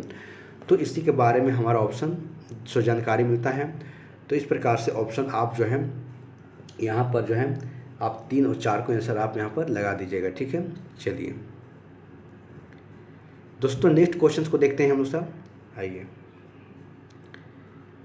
दोस्तों आप यहाँ पर बताने का प्रयास करेंगे, ठीक है, कि 9वीं शताब्दी ईस्वी में जो कि निम्नलिखित में से किसके द्वारा जो है चोल जो साम्राज्य की जो नींव डाली गई है, ठीक है।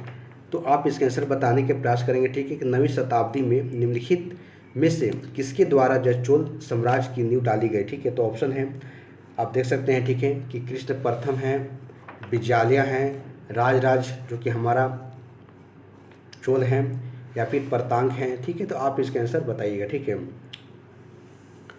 तो जल्दी से बताइए दोस्तों कि निम्नलिखित में से 9वीं शताब्दी की यहाँ पर बातें हो रही, देख सकते हैं कि 9वीं शताब्दी की यहाँ बातें हो रही है, ठीक है, कि किसके द्वारा जो चोल साम्राज्य की नींव डाली गई, ठीक है। तो आप इसके आंसर बताएंगे दोस्तों, ठीक है। देखिए दोस्तों अगर हम विजयालय की बात करें, ठीक है, विजयालय की बात करें हम, तो चोल साम्राज्य की जो कि स्थापना विजयालय ने की थी, जो कि आरंभ में पल्लव का एक सामंती एक सरदार थे, ठीक है, आप देख सकते हैं। और इन्होंने 850 ईस्वी के आसपास बात करें हम तो तंजौर को अपने अधिकार में कर लिया था, ठीक है। तो इस प्रकार से हम जो है विजयालय के बारे में इतना याद रखेंगे, ठीक है। चलिए दोस्तों नेक्स्ट क्वेश्चन देखते हैं, ठीक है। हो रही है कि निम्नलिखित में से किस मंदिर, यानी कि निम्नलिखित में से किस जो कि मंदिर परिसर में एक भारी भरकम नंदी की मूर्ति, देखिए नंदी की बात हो दोस्तों, नंदी की मूर्ति है जिसे भारत की जो विशालतम नंदी मूर्ति माना जाता है, ठीक है।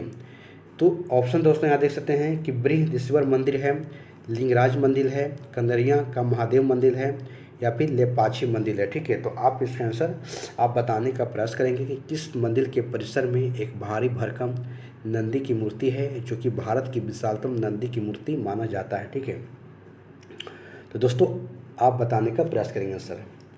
देखिए दोस्तों, अगर बृहदेश्वर मंदिर की बात करें हम तो आप पता है कि चोल स्थापत्य कला के उत्कृष्ट नमूने की तंजौर के शिव मंदिर है, जो कि राजराजेश्वर या फिर बृहदेश्वर नाम से इसको हम लोग प्रसिद्ध है, ठीक है, जानते हैं।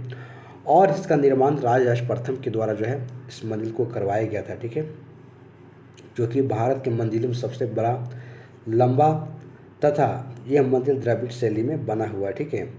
तो इसी में बताया गया दोस्तों कि यहीं पर देखा है इसी मंदिर के जो कि हमारे जो बीच में जो है वही भाग में नंदी की एक रस्म विशाल मूर्ति बनी है, जिसे भारत की विशालतम नंदी की मूर्ति माना जाता है, ठीक है। तो आप बृहदेश्वर मंदिर के बारे में याद रखेंगे और किसने निर्माण करवाया था उसके बारे में आप याद रखेंगे। देखिए दोस्तों अगला क्वेश्चन आ ही गया कि तंजौर का बृहदेश्वर मंदिर निर्मित हुआ था किसके शासनकाल में, यानी कौन चोल सम्राट था। तो प्रतांग प्रथम था, राज प्रथम था, राजेंद्र प्रथम था, ये राजा धीराज प्रथम था। तो जस्ट अभी देखिए हम दोस्तों, आपको इसमें सोचने की जरूरत ही नहीं है कौन था, राजराज प्रथम, जो कि तंजौर के बृहदेश्वर मंदिर को निर्माण करवाए थे, ठीक है। चलिए तो नेक्स्ट क्वेश्चन देखते हैं दोस्तों कि चोलों की राजधानी थी कहाँ थी, ठीक है। तो कावेरीपट्टनम थी या महाबलीपुरम थी या कांची थी या फिर तंजौर थी। तो आप इसका आंसर बताने का प्रयास करेंगे कि चोलों की राजधानी कहाँ थी, ठीक है। तो दोस्तों जल्दी से आप इसके आंसर बताएंगे, ठीक है, कि चोलों की राजधानी कहाँ थी, ठीक है। कावेरीपट्टनम थी, महाबलीपुरम थी, कांची थी या फिर तंजौर थी। देखिए दोस्तों अगर बात करें हम तंजौर की, ठीक है, अगर तंजौर की बात करें हम तो चोलों की राजधानी तंजौर थी। और इसके लिए जो है गंगे कोंड चोलपुरम भी चोलों की राजधानी बनी थी, ठीक है। लेकिन संगम काल में चोलों की राजधानी जो क्या देखा जाए तो पूरे यूर थी, ठीक है। तो इस प्रकार से आप तंजौर को यहाँ पर याद रखिएगा नाम को, ठीक है। और बात करें हम निम्नलिखित में से चोल प्रशासन की विशेषता थी, ठीक है, निम्नलिखित में से चोल प्रशासन की विशेषता थी साम्राज्य का मंडलम में विभाजन, ग्राम प्रशासन की स्वायत्तता, राज्य के मंत्रियों को समस्त अधिकार या कर संग्रह प्रणाली की सत्ता व उचित होना, ठीक है। तो आप इसके आंसर बताने का प्रयास करेंगे दोस्तों, ठीक है, कि चोल की बात हो रही है दोस्तों, ठीक है, कि आप देख सकते हैं कि इसकी बातें कही जा रही, ठीक है, कि निम्नलिखित में से चोल प्रशासन की विशेषता है, ठीक है। तो चोल प्रशासन की क्या विशेषता थी आप इनके बारे में बताइएगा, ठीक है, कि चोल प्रशासन की क्या विशेषता है। तो आप इसको यहाँ पर बताने का प्रयास करेंगे, ठीक है, ठीक है। तो दोस्तों यहाँ जल्दी से आप इसके आंसर बताइएगा, ठीक है, कि चोल जो कि हमारा प्रशासन की क्या विशेषता थी, आप इसको जल्दी से आंसर बताइए, ठीक है। चलिए देखिए दोस्तों अगर बात करें हम तो चोल प्रशासन की बात करें हम तो यहाँ पर ग्राम प्रशासन की स्वायत्तता देखने को मिलती है। तो आप जो है ग्राम प्रशासन की जो स्वायत्तता है आप यहाँ पर देखेंगे, ठीक है, कि चोल शासन की सबसे अगर उल्लेखनीय अगर बात करें हम विशेषता तो यहाँ की ग्राम प्रशासन के बारे में बताया गया, ठीक है। तो इस प्रकार से देख सकते हैं यहाँ पर कि इस काल में स्वायत्त शासन जो कि पूर्णतया ग्रामों में ही क्रियान्वित किया गया है, ठीक है। तो इस प्रकार से इसको आप आंसर को याद रखिएगा, ठीक है। चलिए देखिए दोस्तों नेक्स्ट क्वेश्चन है, देख सकते हैं कि चोल काल किसके लिए प्रसिद्ध था। तो जस्ट हम लोग पढ़कर अभी आ रहे हैं कि चोल काल किसके लिए प्रसिद्ध था। तो ऑप्शन है ग्राम पंचायत के लिए यानी विलेज असेंबली के लिए, या फिर राष्ट्रकूट राजवंश के साथ युद्ध हुआ, या श्रीलंका के साथ व्यापार, या तमिल सांस्कृतिक की उन्नति। तो आप इसके आंसर जस्ट ऊपर देख रहे हैं क्या था, तो ग्राम पंचायत के लिए यहाँ जो है यानी कि ग्राम प्रशासन के लिए जो है ये पूरी तरीक़ा से जो है इनकी प्रसिद्ध है। ठीक है दोस्तों, अगला क्वेश्चन को देखेंगे यहाँ से। देखिए, चोल युग प्रसिद्ध था निम्न में से किसके लिए? धार्मिक विकास के लिए, ग्रामीण सभाएं के लिए, राष्ट्रकूटों से युद्ध के लिए, या लंका से व्यापार के लिए। ठीक है, तो आप यहाँ देख सकते हैं कि चोल युग प्रसिद्ध था किसके लिए, तो आप देख सकते हैं कि निम्न में से किसके लिए प्रसिद्ध था, तो आप इसका आंसर हमको बताइएगा। ठीक है, कि किसके लिए प्रसिद्ध था। तो जस्ट हमने देखा भी दोस्तों, ठीक है, चोल किसके लिए प्रसिद्ध था, तो देखिए हम लोग सब ग्रामीण सभाएं के लिए। ठीक है, तो यहाँ पर ग्रामीण सभाएं, ग्रामीण पंचायत या फिर ग्राम प्रशासन के लिए प्रसिद्ध है। चलिए नेक्स्ट क्वेश्चन सो, किस दक्षिण भारतीय राज्य में उत्तम ग्राम प्रशासन था? चेर, चोल, चालुक्य या फिर वातापी। ठीक है, तो जस्ट हम देख के आ रहे दोस्तों, इसमें कुछ सोचना नहीं है, चोल को आप यहाँ पर लगा दीजिएगा। ठीक है, जहाँ पर उत्तम जो कि एक ग्राम प्रशासन था। ठीक है,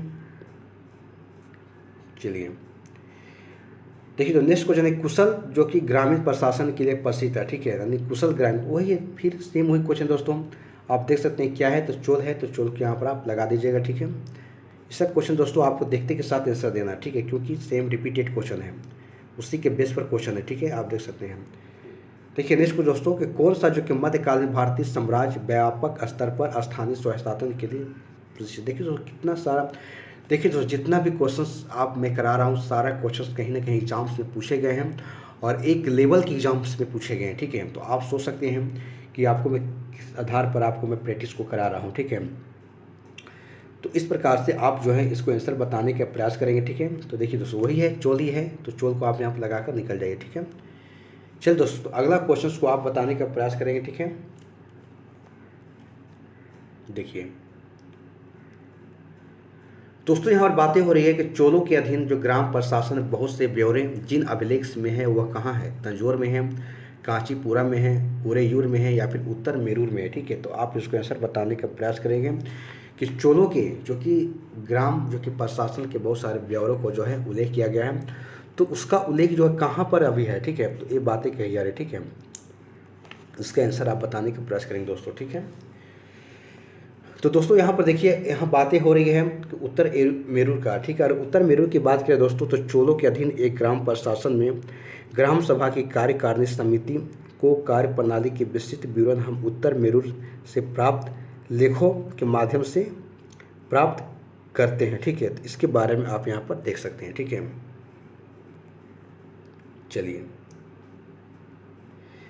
देखिए दोस्तों नेक्स्ट बातें है कि संगम कालीन साहित्य में केन और को मनन किसके लिए प्रयुक्त होते हैं। ठीक है, यानी कि यहाँ बातें हैं दोस्तों आप देख सकते हैं कि संगम काल की यहाँ बात हो रही। ठीक है, कि संगम कालीन साहित्य में, ठीक है, संगम कालीन जो साहित्य की बातें हो रही। ठीक है, कि साहित्य में कौन को एवं मनन, ठीक है, किसके लिए यहाँ पर प्रसिद्ध है उसके बारे में यहाँ पर बातें कही जा रही है, तो आप इसके आंसर हमको बताने का प्रयास करेंगे। ठीक है, देखिए दोस्तों संगम काल की बात हो रही है दोस्तों, तो संगम काल की बात करें हम तो संगम कालीन साहित्य में कौन को एवं मनन जो है और देखा जाता है जो है एक राजा के लिए जो है प्रयुक्त होते हैं। ठीक है, आप यहाँ पर देख सकते हैं। ठीक है, कि संगम कालीन साहित्य में कौन को एवं मनन जो शब्द हैं राजा के लिए यहाँ पर प्रयुक्त होते हैं। ठीक है, तो आप जो है यहाँ पर राजा के लिए आप याद रखिएगा। ठीक है, चलिए अगला क्वेश्चन दोस्तों, तृतीय संगम हुआ था। ठीक है, तो आप बता सकते हैं, सारे में आपको बताया था कि प्रथम द्वितीय तृतीय संगम कहाँ पर हुआ था, तो अरिकामेडु में, मदुरई में और इरनाकुलम में या फिर तूतीकोरिन में। तो आप इसका आंसर बताने का प्रयास करें दोस्तों कि तृतीय संगम कहाँ पर हुआ था। ठीक है, जल्दी से आप इसका आंसर बताइए। और क्योंकि मैं सारे आपको इस चीज़ को पढ़ाया हूँ दोस्तों, यदि अगर हमारे थ्योरी वाले क्लास को आप नहीं देखे हैं और बिना देखे अगर आप एमसी के क्वेश्चंस को कर रहे हैं तो आपसे बड़ा बेवकूफ़ कोई नहीं हो सकता है। ठीक है, और आज लग रहा है कि सब क्वेश्चंस कहाँ से सर करा रहे हैं, तो आपको मैं बार बार बोल रहा हूँ दोस्तों कि ये सारे क्वेश्चंस अपने थ्योरी वाली क्लास से मैं करा रहा हूँ, उससे बाहर एक भी क्वेश्चन नहीं है। तो आप यहाँ पर देख सकते हैं दोस्तों। देखिए दोस्तों एमसीक्यू और थ्योरी दो प्रकार से पढ़ा जाता है।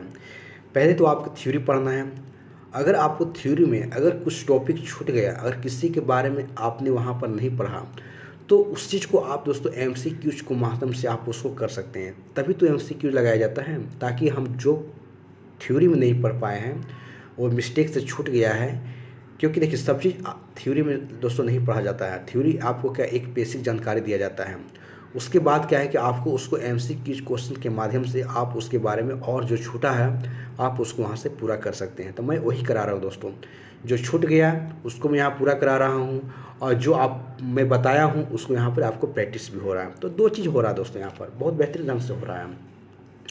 तो चलिए आप बताने का प्रयास करेंगे तृतीय संगम हुआ था कहाँ पर हुआ था, तो देखते हैं यहाँ पर कहाँ पर, तो मदुरई में हुआ था। कहाँ पर? मदुरई में।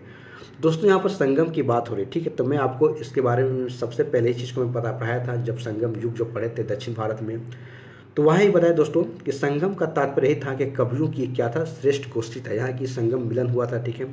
और इन संगठियों को संगमों में अगर बात करें हम तो कवियों द्वारा रचा गया था साहित्य, जो कि संगम साहित्य कहलाया, ठीक है। उसके बाद दोस्तों देखते हैं कि संगम युग में दक्षिण भारत में जो कि पांड्य राजाओं के संरक्षण में 3 संगम आयोजित कराया गया था, ठीक है। जो वहाँ राजा थे पांड्य थे, तो उनके अगर देखे जाएँ तो संरक्षण में 3 जगह आयोजित किया गया था। आप देख सकते हैं कि प्रथम संगम की बात करें हम तो इनकी अध्यक्षता करने वाले कौन थे, तो अगस्त ऋषि थे। और स्थान की बात करें हम तो कहाँ, मदुरई में हुआ था, ठीक है। द्वितीय संगम की बात करें दोस्तों, अगर स्थान देखें तो हमारा कपाटपुरम जो कि हमारा में हुआ था, और इसकी अध्यक्षता करने वाले ही अगस्त ऋषि थे, ठीक है। और बाद में तोलकाप्पियम के द्वारा इसकी अध्यक्षता की गई, ठीक है। यानी कि द्वितीय जो संगम हुआ था उनमें 2 लोगों ने मिलकर इसकी अध्यक्षता किए थे, एक तो अगस्त ऋषि थे और उसके बाद में तोलकाप्पियम के द्वारा किया गया था। तृतीय संगम की बात करें दोस्तों हम तो ये भी मदुरई में हुआ था और इसकी अध्यक्षता नकीरर के द्वारा किया गया था, ठीक है। तो दोस्तों इस प्रकार से हमने संगम के बारे में देखा, ठीक है। चलिए तो अगला क्वेश्चन को आप यहाँ पर बताइएगा। देखिए दोस्तों, किस ऋषि के बारे में कहा जाता है कि उन्होंने दक्षिण भारत में आर्यकरण किया और उन्हें आर्य बनाया, ठीक है। विश्वामित्र, वशिष्ठ, अगस्त या फिर सांभर। तो आप देख सकते हैं कि किसके बारे में कहा जा रहा है, ठीक है। तो अभी जस्ट दोस्तों हमने देखा, ठीक है, कि आप देखें ऊपर जस्ट में डिस्कशन कर रहा था, ठीक है। तो उन्हीं में से क्वेश्चन छिपा हुआ है, आंसर छिपा हुआ, ठीक है, कि किस ऋषि के बारे में, तो उस ऋषि का आप नाम बताइए। और यहाँ नाम दिया विश्वामित्र हो गया, वशिष्ठ है, अगस्त है, सांबर, ठीक है। तो देखिए दोस्तों, अगर अगस्त ऋषि के बारे अगर बात करें हम जस्ट देखे ऊपर हम लोग सब कि द्वितीय और तृतीय, जो कि द्वितीय अगर आप प्रथम की बात करें हम तो इसकी अध्यक्षता जो अगस्त ऋषि के द्वारा ही की गई थी। तो वही बातें कह रहे हैं दोस्तों कि दक्षिण भारत में कि आर्यकरण का श्रेय अगर देखा जाए तो महर्षि जो कि अगस्त को ही दिया गया जाता है, ठीक है। और इन्हें तमिल साहित्य के जनक के रूप में जाना जाता है। तो आप इस बात को ध्यान रखिएगा कि तमिल साहित्य के रूप में किसे, तो अगस्त ऋषि को जाना जाता है, ठीक है। चलिए दोस्तों नेक्स्ट क्वेश्चन देखते हैं कि निम्न में से किस चीनी यात्री ने चालुक्यों के शासन काल में चीन एवं भारत के संबंधों को विवरण दिया, ठीक है। यानी कि निम्न में से किस चीनी यात्री ने चालुक्यों के शासन काल में चीन एवं भारत के संबंधों का विवरण दिया, ठीक है। तो ऑप्शन है फायान, इत्सिंग, बेनसांग और वही हैंसोंग या फिर मच्चा लिन, ठीक है। तो आप इसके आंसर बताने का प्रयास करेंगे कि किसके शासन काल में इस बात की ही जा रही है, ठीक है। ठीक है, तो आप इसका आंसर फास्ट बताने का प्रयास करेंगे, ठीक है। चलिए दोस्तों, अगर यहाँ पर बात करें हम, ठीक है, तो आप देख सकते हैं, ठीक है। तो यहाँ पर बातें कह रही है कि चालुक्य के शासन काल में चीन एवं भारत के संबंधों का विवरण जो दिया गया है, तो आप यहाँ पर आंसर को बताने का प्रयास करेंगे, ठीक है। जल्दी से आप इसके आंसर को बताइए, ठीक है, कि किसके समय में यह दिया गया था, ठीक है। तो देखिए दोस्तों, अगर बात करें यहाँ पर हम, ठीक है, कि देख सकते हैं यहाँ पर, ठीक है, ठीक है। तो आप यहाँ पर देख सकते हैं, ठीक है, कि अगर बात करें हम मतवालिन की, ठीक है, अगर मतवाचलिन की बात करें हम, ऑप्शन जो डी दिया गया है, ठीक है, यहाँ देख सकते हैं कि माचालिन की बात करें, ठीक है। तो मातवाचलिन की बात करें नामक जो चीनी यात्री के चालुक्यों के शासन काल में चीन एवं भारत के संबंधों का जो है विवरण दिया गया, ठीक है। तो आप इनके बारे में इतना आप याद रखिएगा, ठीक है, कि एक चीनी यात्री हैं जो कि चालुक्य के शासन काल में चीन के एवं भारत के संबंधों का विवरण दिया है, और कौन है, तो मातवाचलिन है, ठीक है। तो इनके बारे में इतना आप याद रखिएगा। दोस्तों नेक्स्ट क्वेश्चन है, किस राजवंश ने उत्तर भारत पर शासन नहीं किया था, ठीक है। तो उत्तर भारत पर शासन करने वाले कौन नहीं था, आप देख सकते हो, ऑप्शन है चालुक्य हैं, गुप्त हैं, राजपूत हैं या फिर मौर्य हैं, ठीक है। तो आप इसको बताने का प्रयास करेंगे कि कौन राजवंश है जो कि उत्तर भारत पर शासन नहीं किया था, ठीक है, यानी कि नहीं किया है, ठीक है। चालुक्य हैं, गुप्त हैं, राजपूत हैं या फिर मौर्य हैं, ठीक है। तो दोस्तों देखिए, अगर हम बात करें चालुक्यों की, ठीक है, तो चालुक्य जो है उत्तर जो कि भारत पर जो है कि नहीं किया, ठीक है।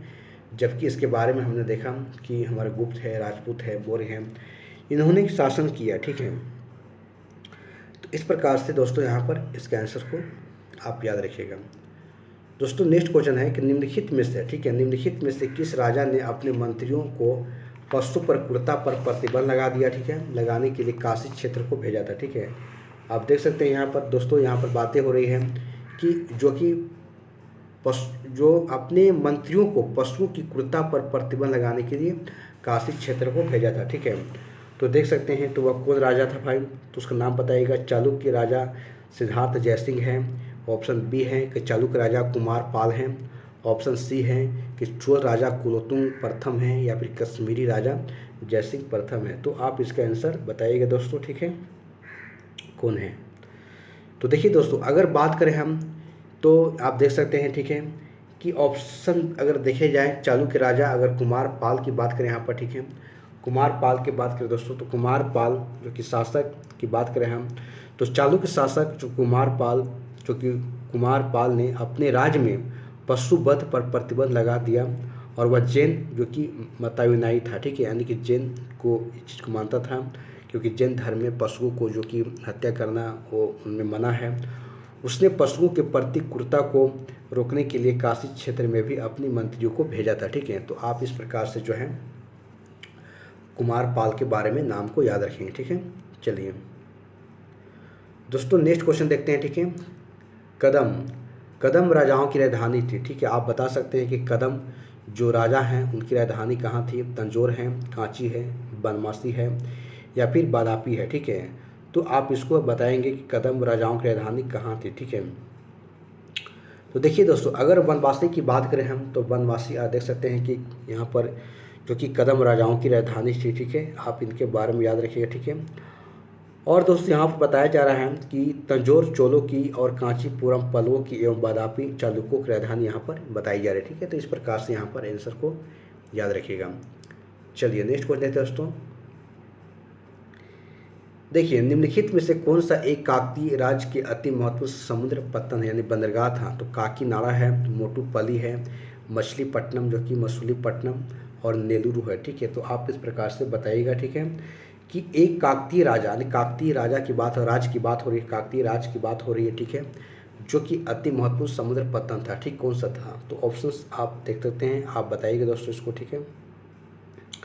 देखिए दोस्तों, अगर मोटुपल्ली की बात करें हम, ठीक है, मोटुपल्ली की बात करें हम, ठीक है, तो मोटुपल्ली काकतीय राज्य में एक अति महत्वपूर्ण समुद्र का पतन था, आप जान सकते हैं। और दोस्तों अगर बात करें हम, ठीक है, तो यह समुद्र पट्टन जो वर्तमान में आंध्र प्रदेश के कृष्णा जिले में स्थित है, ठीक है। दोस्तों यहाँ अगर बात करें हम, तो इटली यात्री जो कि मार्को पोलो ने इस स्थान पर दौरा किया था, ठीक है, मोटुपल्ली के स्थान पर। और मार्को पल्ली ने काकतीय राजाओं को शासनकाल के दौरान आंध्र प्रदेश के जो कि समृद्धि और शक्ति के बारे में उल्लेख किया, ठीक है। तो दोस्तों एक आप देख सकते हैं कि एक इटली यात्री जो कि मार्को पोलो जो कि इसी स्थान के बारे में जो है यहाँ जो है चीज़ को चर्चा कर रहा है, ठीक है। तो आप यहाँ पर इसको याद रखिएगा। चलिए दोस्तों अगला क्वेश्चन है कि दक्षिण भारत के किस वंश के राजा ने रोम राज्य में एक दूत जो 26 ईसा पूर्व में भेजा था, ठीक है। ऑप्शन है कि चोल हैं, चेर हैं, पांड्य हैं, चालुक्य है, यानी कि ऑप्शन है दोस्तों कि चेर है, चोल हैं, पांड्य हैं, चालुक्य हैं। तो आप इसके आंसर बताने का प्रयास करेंगे कि दक्षिण भारत के किस वंश के राजा ने चोल राज्य में एक दूत 26 ईसा पूर्व में भेजा था, ठीक है। तो चोर, चेल, पांड्य, चालुक्य, ठीक है। तो आप इसके आंसर बताने का प्रयास करेंगे।